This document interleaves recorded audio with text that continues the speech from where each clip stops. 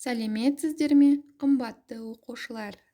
Мен Ақтөбе қаласы номері 38-ші қазақ орта мектебінің география пәні мұғалімі Оразалы Гүлдерайым Ержанқызы.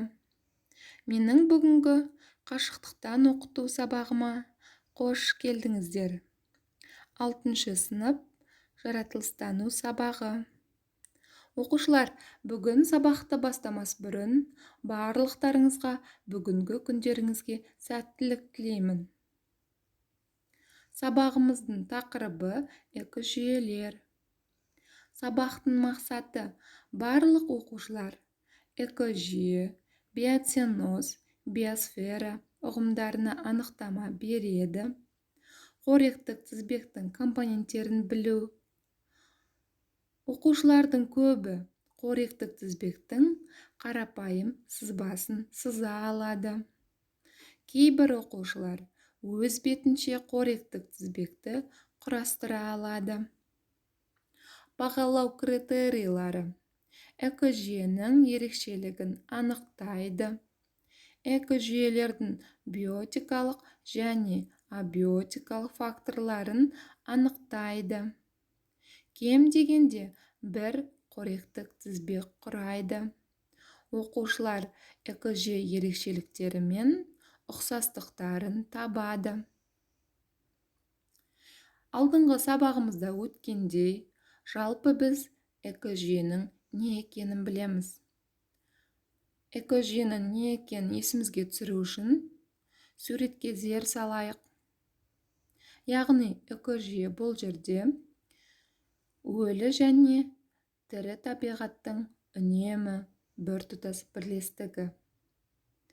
Яғни бұл жерде өлі табиғат деп отырғанымыз ауа, су, топырақ, жауын-шашын.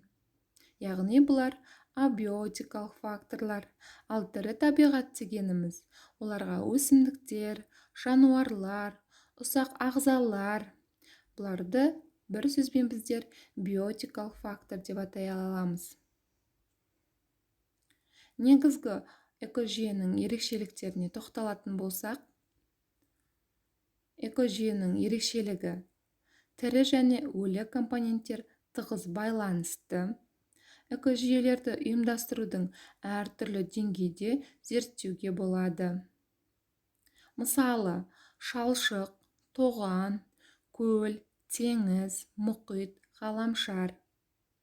Келесі ерекшелігі экожүйенің сақталуы мен дамуы үшін оның барлық тірі ағзалары мен физикалық ортаның барлық компоненттері қажет.